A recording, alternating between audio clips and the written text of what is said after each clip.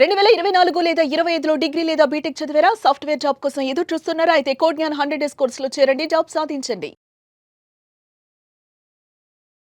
Welcome to Suman TV. నేను మీ Suman TV Nag. According to వైదిక్ ఆస్ట్రాలజీ కనుక మనం చూసుకుంటే కర్మ సిద్ధాంతం అనేది ఎన్ని రకాలుగా ఉంటుంది, అట్ ద సేమ్ టైం దాని ఎఫెక్ట్ నక్షత్రాల పరంగా చూసుకుంటే మన మీద ఏ విధంగా ఉంటుంది అనేది ఈరోజు మనతో పాటు వైదిక్ ఆస్ట్రాలజీ ఉమా గారు ఉన్నారు. వారి మాటలు తెలుసుకుందాం. నమస్కారం ఉమా గారు. నమస్తే నాగరాజ్ గారు. కర్మ సిద్ధాంతం అనేది ఎన్ని రకాలుగా ఉండేటువంటి అవకాశం ఉంటుందని అని దాని ఎఫెక్ట్ అసలు నక్షత్రాల మీద ఏ విధంగా ఉంటుంది? తప్పకుండా అండి. కర్మ అనేటువంటిది మన జ్యోతిష్యానికి కావచ్చు, మన ప్రపంచానికి, ప్రతి మానవాళికి కూడా ఒక మూలమైనటువంటిదండి. ఎందుకు అని అంటే ఎవరైనా సరే ఇప్పుడు చూసేటువంటి వాళ్ళు కావచ్చు, వినేటువంటి వాళ్ళు కావచ్చు, ఒక కష్టాన్ని పడుతున్నారంటే దానికి ఏ కారణము లేకుండా మీకు ఆ కష్టం రాదు. ఇది ఖచ్చితంగా కర్మ యొక్క కారణం చేతనే మీకు అది వస్తుంది. మేజర్గా మీకు కర్మ అనేటువంటి సిద్ధాంతంలో 3 రకాల కర్మల కోసం చెప్పబడి ఉందండి. సంచిత, ప్రారబ్ధ, ఆగామి కర్మ అని చెప్పబడి ఉంది. సంచిత కర్మ అంటే ఏమిటి అంటే ఈ సంచిత కర్మని ఆధారంగా చేసుకునే ప్రతి మనిషి, ప్రతి జీవరాశి కూడా పుట్టడం, చనిపోవడం లాంటివి జరుగుతూ ఉంటాయండి. మనమే కాదు, ప్రతి జీవరాశులు 84 లక్షల జీవరాశుల్లో కుక్క, పంది, చీమ, ఎలుక, కంటికి కనిపించేవి, గాల్లో ఎగిరేవి, కంటికి కనిపించని క్రిమి కీటకాదులు కూడా ఈ సంచిత కర్మకు బానిసలే. ఎవరైనా దాని ఆధారంగానే ముందుకు వెళ్లాల్సిందేనండి. అది సంచిత కర్మ. ఇక ప్రారబ్ధ కర్మలోకి వస్తే కనుక, ప్రారబ్ధ కర్మ అంటే మనం చేసుకునేటువంటి కర్మ. మన చేతులారా ఇప్పుడు ఈ నిమిషం మన బుద్ధిపూర్వకంగా మన కాన్షియస్నెస్ అనేటువంటి పని చేస్తూ ఉండగానే చేసేటువంటి కర్మ. ఈ నిమిషం నేను ఒక అబద్ధం చెప్పాను అనుకోండి, అది ఖచ్చితంగా నాకు రిఫ్లెక్ట్ అవుతుంది. కావాలంటే ఒక వ్యక్తి యొక్క జీవితంలో అప్పులున్నాయి, లేకపోతే ఒక కష్టం ఉంది అనేటువంటి విషయాన్ని తీసుకుని ఆ కష్టానికి, అప్పు అవ్వడానికి కారణం ఏంటి అనేది ఒక్కొక్క నిమిషం, ఒక్కొక్క గంట, ఒక్కొక్క రోజు, ఒక్కొక్క సంవత్సరం వెనక్కి తవ్వి చూస్తే దానికి కారణం ఇతనే ఏదో ఒక తెలుసో తెలియకో స్వయంకృతాపరాధములు పూర్వకంగా చేసుకున్న తప్పులే కారణం అవుతాయి. ఆరోగ్య సమస్యలకి అజాగ్రత్త కారణం అవుతుంది. ఎవరికైనా ఇచ్చి మోసపోవడానికి ఈ అతి మంచితనం కారణం అవుతుంది. ఎన్నో రకాలుగా తనంతట తానే కారణం అవుతూ ఉంటారు. అదే ప్రారబ్ధ కర్మ అండి. ఇప్పుడు నేను ఒక నిప్పును ముట్టుకుంటే నాకు కాలుతుందా లేదా అండి? అదే ప్రారబ్ధ కర్మ. మనం బుద్ధిపూర్వకంగా మనం ఎంచుకునే మార్గమే, మాట్లాడేటువంటి మాటే, చేసేటువంటి పనులే ప్రారబ్ధ కర్మ. ఈ సంచిత ప్రారబ్ధ కర్మల యొక్క సమ్మేళనమే ఆగామి కర్మ. అంటే రాబోయేటువంటి రోజుల్లో నేను దేన్ని అనుభవిస్తాను, నా ఫ్యూచర్ ఎలా ఉండబోతుంది, నేను ఇప్పుడు ఒక నిజం చెప్పగలిగితే ఎప్పుడైనా అది నిజమే. ఒక అబద్ధం చెప్తే దానికి అబద్ధాన్ని పూడ్చడానికి ఫ్యూచర్లో మళ్ళీ ఇంకొక అబద్ధం ఆడాలి ఖచ్చితంగా. ఇలాగా మనం ఎంచుకునేటువంటి మార్గం. ఇప్పుడు ఫర్ ఎగ్జాంపుల్ నేను ఒక దాన ధర్మం కానీ ఒక మాట ఉంటుందండి, అవశ్యం అనుభోక్తవ్యం కృతం కర్మ శుభమని శాస్త్రం చెబుతుంది. మంచైనా చెడైనా, అది పుణ్యమైనా పాపమైనా, కోటి లక్షల యుగ కల్పములైనా సరే అది చెక్కు చెదరకుండా అలాగే ఉంటుంది మనం అనుభవించేంత వరకు. అదే మనం ప్రాయశ్చిత్తపూర్వకంగా వేడుకొనగలిగితే, శరణు చెప్పగలిగితే, దాన ధర్మాలు చేసి మనం తగ్గించుకోగలిగితే ఎంతటి పాపమైనా నివృత్తి అవుతుంది అని శాస్త్రం చెబుతోంది. మరి ఏ విధంగా దాన్ని నివృత్తి చేసుకోగలుగుతామండి?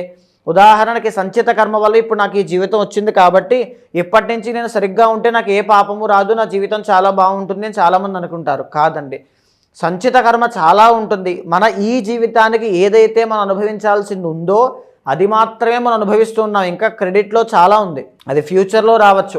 అష్టమ శని రూపంలో, అర్ధాష్టమ శని రూపంలో, కాలసర్పదోష రూపంలో, కుజదోష రూపంలో, కలత్ర దోష రూపంలో, సంతాన దోష రూపంలో, ఆరోగ్య దోష రూపంలో అన్నీ రావచ్చు.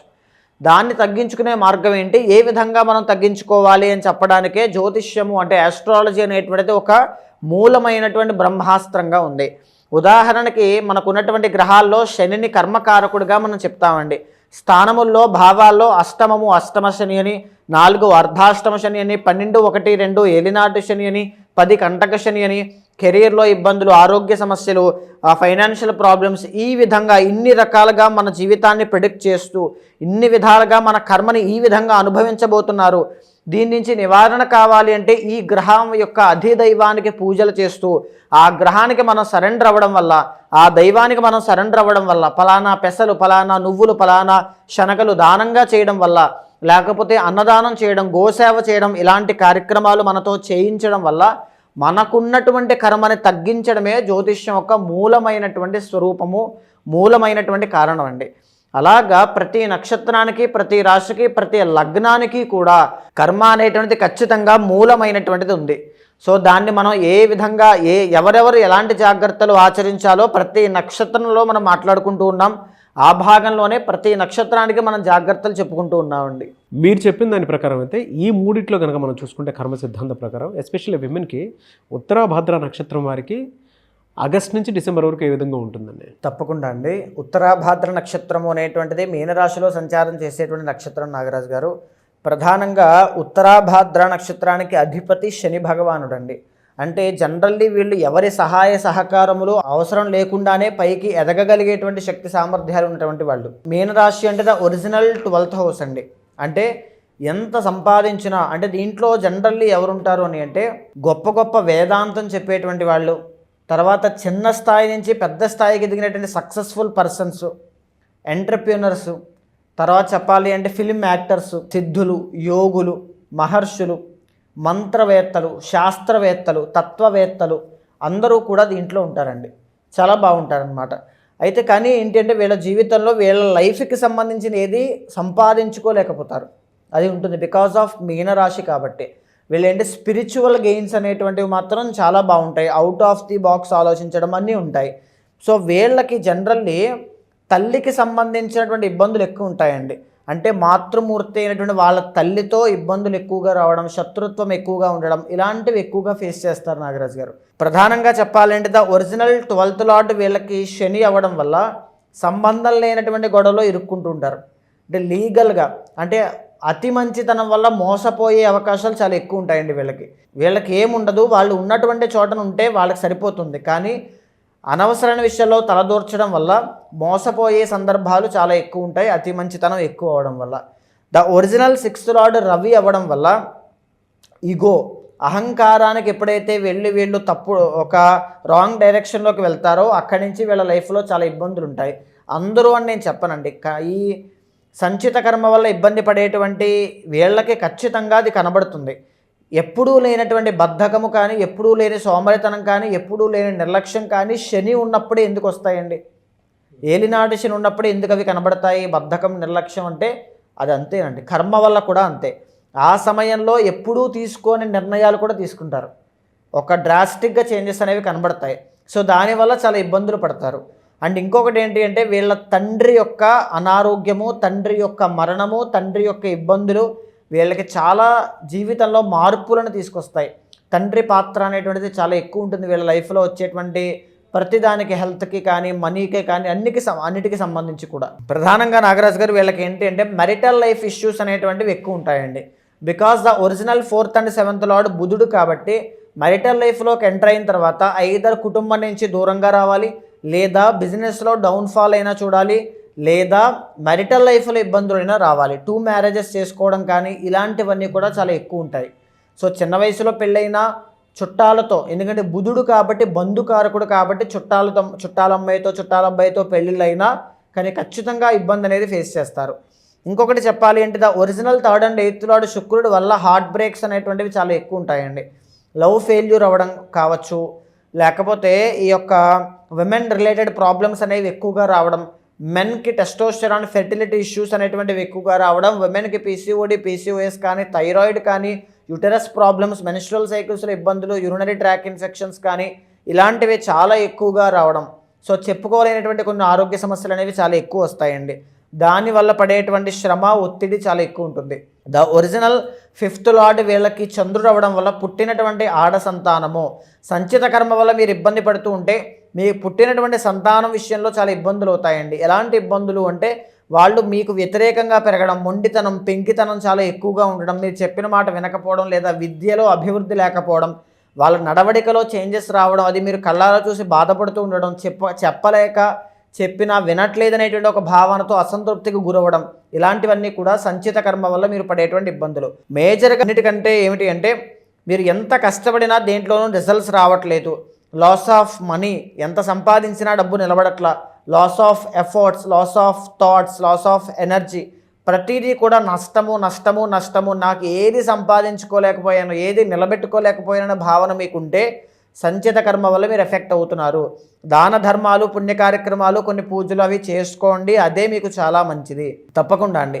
అయితే ప్రస్తుతం నాగరాజు గారు ఆగస్టు దగ్గర నుంచి డిసెంబర్ దాకా వీళ్ళకి నడిచేటువంటి గ్రహ సంచారములు మనం గమనిస్తే కనుక ఆగస్టు 15 నుంచి సెప్టెంబర్ 17 దాకా వీళ్ళకి అద్భుతమైనటువంటి రాజయోగం కనబడుతోంది. తర్వాత ఏమిటి అంటే అక్టోబర్ 17 దగ్గర నుంచి నవంబర్ 17 దాకా వీళ్ళకి కష్టములు అనేటువంటివి చాలా ఎక్కువ ఉంటాయండి మీకు. ఎందుకు అని అంటే ప్రధానంగా 8వ స్థానంలో తులలో రవి నీచ స్థితిలోకి మీకు వెళ్ళబోతున్నారు. రవి బుధులు కూడా వెళ్తారు కంపల్సరీ. సో దానివల్ల అక్టోబర్ 17 దగ్గర నుంచి నవంబర్ 17 దాకా 1 మంత్ బిజినెస్లో డౌన్ఫాల్, కెరీర్లో డౌన్ఫాల్, లేకపోతే మెరిటల్ లైఫ్లో లేదా పార్ట్నర్షిప్లో డౌన్ఫాల్, ఇబ్బందులు అండి. డౌన్ఫాల్ అంటే ఏమీ కాదు, చిన్న నిర్ణయం ఆవేశంలో తీసుకోవడం లేకపోతే రాంగ్ డైరెక్షన్లోకి వెళ్ళడం వల్ల వచ్చేటువంటి ఇబ్బందులు అన్నమాట. సో ముందుగా చెప్పడం దేనికి అంటే జాగ్రత్త పడతారని, అంతే, భయపడతారని కాదు. అయితే ఇంకొకటి ఏంటి అంటే రవి బాలేకపోవడం వల్ల ఆ 1 మంత్లో అకాల భోజనం చేయడం వల్ల వచ్చేటువంటి అనారోగ్య సమస్యల విషయంలో జాగ్రత్త పడాలి, చాలా కేర్ఫుల్గా తీసుకోవాలి జాగ్రత్తలన్నీ కూడా. 2026 ఎంటర్ అవ్వడమే మీకు రాజయోగం, అది మీకు చాలా బాగుంటుంది. అది మనం వేరే సందర్భంలో మాట్లాడుకుందాము. సో ప్రధానంగా ఈ ఉత్తరాభాద్ర నక్షత్రం 4 పాదాల వాళ్ళు కూడా పుట్టినటువంటి సమయం ఆధారంగా ఉండేటువంటి పర్సనల్ చార్ట్లో ఉన్న దోషాలు క్లియర్ చేసుకోండి. దాన ధర్మాలు ఎక్కువగా చేయండి. గురుబలం పెరగడానికి గోసేవ ఎక్కువగా చేయండి. అక్టోబర్ తర్వాత మీకు గురుబలం పెరగబోతోంది, దానివల్ల మీకు మంచి రాజయోగం పట్టబోతోంది. ఎలాంటి రాజయోగము అని అంటే ప్రధానంగా సంతానం లేని వాళ్ళకి సంతానం కలగడం ఒకటి, ఆర్థికంగా ఎదగడం ఒకటి, తరువాత ఏమిటి అంటే మంచి పేరు ప్రఖ్యాతులు, ఒక్కసారిగా మీ పేరు ప్రచారం అవ్వడం, గొప్పదైనటువంటి కీర్తి ప్రతిష్టలు సంపాదించడం, పెద్దరికం రావడం, అన్నీ కూడా చాలా బాగుంటాయి. నేను ఇందాక చెప్పిన 1 మంత్ అక్టోబర్ 17 దగ్గర నుంచి నవంబర్ 17 దాకా అయితే కేర్ఫుల్గా ఉండాలి. మిగతా అన్నీ బాగున్నాయి. ఆ రవి బలం కూడా మీకు రెక్టిఫై అవ్వడానికి ఆదిత్య హృదయం చదవండి, గోధుమలు దానంగా చేయండి, గోధుమలు దానం చేయండి. తర్వాత గోసేవ ఇందాక నేను చెప్పాను, ఎక్కువగా చేస్తూ ఉండండి, చాలా బాగుంటుంది. ఇంకా ఏదైనా ఉన్నాయి మీరు జాగ్రత్తలు తీసుకోవాలి అంటే పర్సనల్ చార్ట్ ద్వారా తీసుకోండి, చాలా బాగుంటుంది. ఎలా సార్ మీరు చెప్పిన దాని ప్రకారం ఎవరికైనా సరే పర్సనల్ చార్ట్ త్రూ వెళ్ళాలి అనుకునేటువంటి వాళ్ళు చాలామంది ఉంటారు, మిమ్మల్ని అప్రోచ్ అవ్వాలంటే ప్రాసెస్ ఏంటి? తప్పకుండా నాగరాజు గారు, మనం మాట్లాడుకునేటువంటి అంశములన్నీ కూడా గోచార అంశములండి. కానీ పర్సనల్ చార్ట్లో ఏ దోషములు ఉన్నాయి, ఎలాంటి జాగ్రత్తలు తీసుకోవాలి, ఎప్పుడు తీసుకోవాలి, మనిషి ఎప్పుడు ఎదుగుతాడో, ఎప్పుడు టర్నింగ్ పాయింట్ వస్తుంది, ఎప్పుడు డౌన్ఫాల్ ఉంటుంది, ముందుగా తీసుకోవాల్సిన ఫైనాన్షియల్ ప్లాన్ ఏమిటి, ముందుగా మెరిటల్ లైఫ్లో తీసుకోవాల్సిన జాగ్రత్తలు ఏంటి, సంతానము పుట్టేటువంటి యోగం లేకపోతే దేని చేత కలుగుతోంది అనేటువంటి ఎవ్రీథింగ్ అన్నీ కూడా పర్సనల్ చార్ట్లో డిస్కస్ చేయొచ్చండి. అలాంటి వాళ్ళు చాలామంది ఒక డైరెక్షన్ లేక, ఒక మెంటార్ కానీ గైడర్ కానీ లేక చాలా ఇబ్బంది పడుతూ ఉంటారు. అలాంటి వాళ్ళందరికీ మీ వెనకాల నేను ఉంటాను. మీకు ఏదైనా సమస్య వచ్చినా, మీరు ఏదైనా ఒక గమ్యాన్ని దీనికి నేను రీచ్ అవ్వాలి, అవుతానా లేదా అనేటువంటి సందేహంలో, ఏ దారిలో వెళ్తే బాగుంటుంది అనేటువంటి సందేహంలో ఉంటే ఖచ్చితంగా అపాయింట్మెంట్ తీసుకోండి. మీ పర్సనల్ చార్ట్ చూసిన తర్వాత గోచారము గ్రహచారము సమన్వయం చేస్తూ మీతో మాట్లాడి మీ జాతకంలో ఉన్నటువంటి దోషాలకి తగినటువంటి శాంతి పూజలు మీతో ఆచరింపచేసి భగవత్ అనుగ్రహం కలిగేలా చేస్తాను. డెఫినెట్గా అండి. థ్యాంక్ యూ అండి. Thank you so much Uma గారు. నమస్తే అండి. చూసారు కదండి వీడియో. ఈ వీడియోపై మీ అభిప్రాయం కమెంట్ బాక్స్లో పోస్ట్ చేయండి. ముఖ్యంగా మీరు కనుక వేదిక ఆస్ట్రాలజీ త్రూ విద్య, ఉద్యోగం, వ్యాపారం, ఆర్థికం లాంటి విషయాలు తెలుసుకోవాలి అనుకునేటువంటి వాళ్ళు స్క్రీన్ మీద మీకు ఉమా గారి కాంటాక్ట్ నెంబర్ కనిపిస్తుంది, దాన్ని మీరు కాలర్ మెసేజ్ వాట్సాప్ చేసి వెంటనే అపాయింట్మెంట్ బుక్ చేసుకోండి. ఈ వీడియో లైక్ చేసి షేర్ మాత్రం తప్పకుండా చేయండి. ఇలాంటి మరిన్ని వీడియోస్ కోసం మా ఛానల్ ఫాలో అవ్వండి. Thank you.